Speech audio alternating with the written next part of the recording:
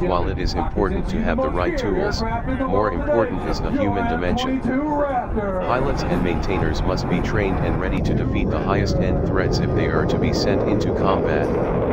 Recently, I visited the U.S.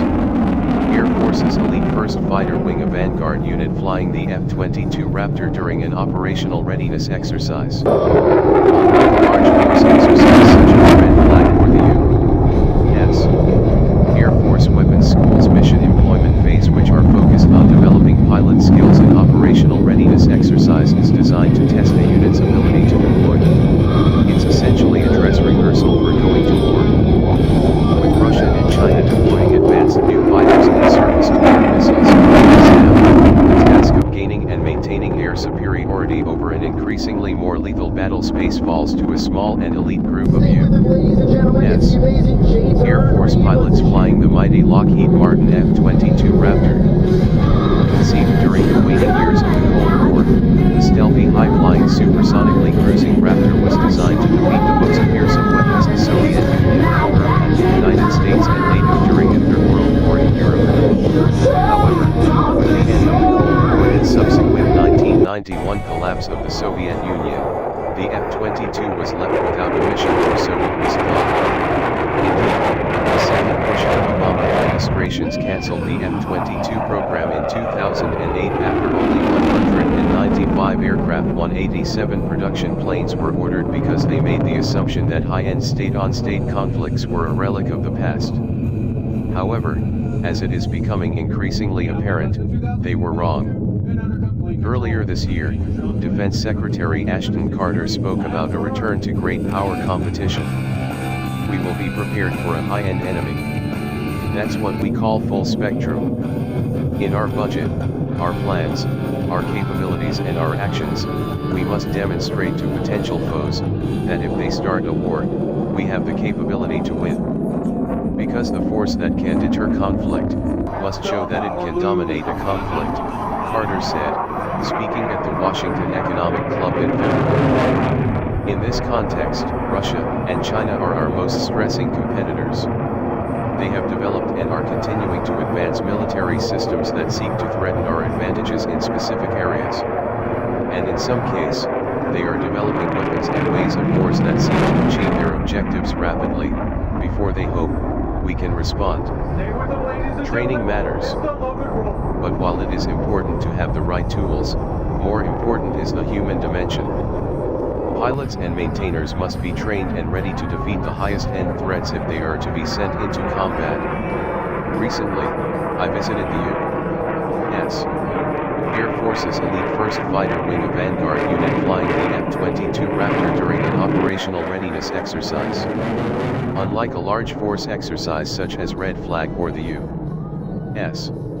Air Force Weapons School's mission employment phase, which are focused on developing pilot skills and operational readiness exercise, is designed to test a unit's ability to deploy. It's essentially a dress rehearsal for going to war. The Raptor pilots, while they are a critical component, are still just one part of a team. Nothing is going to happen unless the maintainers can get the airplanes running, the low observable maintainers can keep the skin healthy, the munitions guys can build the bombs and the missiles, and the weapons loader can get them on the airplane, the air traffic controllers can launch them, intel folks can prep the pilots for the mission they are going to do. All those things have to come together, and if they get out of sync, none of it works, Fessler told me as he showed me around the flight line. This exercise was designed to take us out of an in-garrison steady-state operation, rapidly mobilize, deploy, regenerate the aircraft, and then turn right into sustained combat employment. There is no other way to train to that. As Fessler explained to me, the idea behind the exercise was to take the 6 squadrons that make up the wing plus personnel from the Virginia Air National Guard's 192D Fighter Wing and the supporting units and deploy them to a different part of the base while simulating hostile conditions. The wing was given prepare to deploy orders for a particular theater and told to get ready to leave with very little notice. Once ordered to deploy, the wing and its personnel then had to package all of the support equipment and configure their aircraft for that particular theater and then deploy within a few hours. Indeed, during my visit, the Wing's two F-22 squadrons had deployed to two different parts of the base and were operating out of tents on the flight line. It's very carefully orchestrated, Fessler said. In many ways, the Raptor is the U.S. Air Force's insurance policy. While the rest of the Air Force has been preparing for and fighting low-intensity warfare scenarios, as an elite vanguard force, the Raptor fleet has focused almost exclusively on defeating the highest-end threats. We've been focused on the high-end threat all along, Fessler said. In fact, departure from standard for us is the times we go over to OIR Operation Inherent Resolve, the counter-ISIS campaign, and do the close air support type missions over there. Low-intensity conflict is not our bread and butter. Even since the earliest days when the Raptor entered operational testing 2002, the F-22 has performed incredibly well in simulated combat, amassing lopsided victories in the air. Even when flying against the most challenging simulated threats against Russian fighters such as the Su-35 and S-300B4 and S-400, it is exceedingly rare for an F-22 to be shot down. Losses in the F-22 are a rarity regardless of the threat we're training against, Fessler said. Why the Raptor dominates? Indeed, one of the problems with the F-22 is to generate enough targets and a tough enough threat so that pilots get some useful training. Another problem is that the jet is so capable in terms of its sheer speed, acceleration, stealth, sensors, and maneuverability it actually compensates for tactical errors. It makes up for a lot of shortcomings in the pilot side. You can have a really bad day and airplane will still do phenomenally well, said one senior F-22 pilot who goes by the call sign Crash. Just because you win the fight, doesn't mean you did well. Just because you lost, doesn't mean you screwed up. We build scenarios to track that, so there are times when guys will die in training when they did everything right, and there is other times dudes are screwing up left and right and they're completely successful. But in this airplane it is much easier to survive. In order to train pilots for the exercise, the first fighter wing uses a combination of T-38 trainers and other F-22s to act as red air replicating advanced flanker level threats. Meanwhile, the F-22's onboard computers and data links replicate enemy surface-to-air threats such as the S-300B4 and S-400.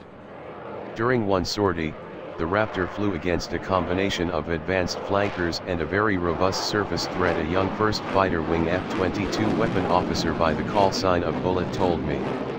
Bullet, as a graduate of the Air Force's Elite Weapons School, was one of the lead planners for the exercise. Typically, we'll train against the biggest and baddest threats because we want to train against the newest threat on the block, Bullet told me. What's the worst case scenario so that we can employ how we would, because when we train to that high level and into actual combat and it's not at that high level, we're not as task saturated. It's a lot easier for us to manage. Because the jet is so capable and the pilots are the elite of the elite, the Red Air has to effectively overwhelm the Raptors with sheer numbers. Indeed, Crash described one scenario where 4 F-22s took on 10 fourth-gen enemy aircraft similar to a Su-35 simultaneously, and which regenerate or come back to life. A little bit more than your typical fourth-gen, Crash said. We're not training against things that are not operational yet. We're fighting against the most advanced operational threats we can. Typically, the blue F-22s will slaughter the enemy from long range. Indeed, as Fessler notes, if an enemy aircraft has survived to enter the merge or visual range combat and finds a Raptor, something has gone terribly wrong. That usually leads to an intensive debrief to understand what went wrong. Indeed, all of the pilots I spoke to unanimously told me that the debrief is the most important part of a training sortie. Nonetheless, F-22 pilots train extensively for a visual range fight. We usually train full up versus full up, Crash said. We assume that a Western-trained F-22 is going to be the most challenging threat we're going to go against. One recent addition to the Raptors at Langley is the new Block 3.2a/Update 5 software.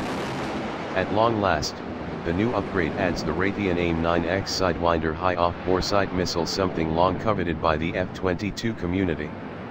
The additional of the AIM-9X is a huge improvement for the Raptor, all of the pilots at First Fighter Wing that I spoke to told me. The addition of the new weapon greatly increases the F-22's already formidable lethality. That's even though Upgrade 5 is an interim capability. The AIM-9X and the Raytheon AIM-120D AMRAAM missiles will be fully integrated onto the Raptor with the Increment 3.2B upgrade, which has yet to be fielded. The one thing that the F-22 is still lacking is a helmet-mounted cueing system, HMCS, that would be used to exploit the outer edges of the AIM-9X's capabilities. It's a feature that is common on most U.S. fighter aircraft and most foreign ones. The lack of such a system would normally place the Raptor at a severe disadvantage in a dogfight if the aircraft didn't perform as well as it does. The Air Force is still planning on adding such a helmet-mounted cueing system to the F-22, but pilots at the First Fighter Wing say that it is not an absolute necessity. The Raptor can usually dominate a fight even without such a system. Indeed, as Fessler noted, even without the AIM-9X or HMCS, F-22 pilots often close into gun range and ambush other jets in visual range. "I can sneak up on a guy," Fessler said. "In the F-22, I convert on guys, and they never even see you there. You roll up right behind them and go, why waste a missile when you have a gun?"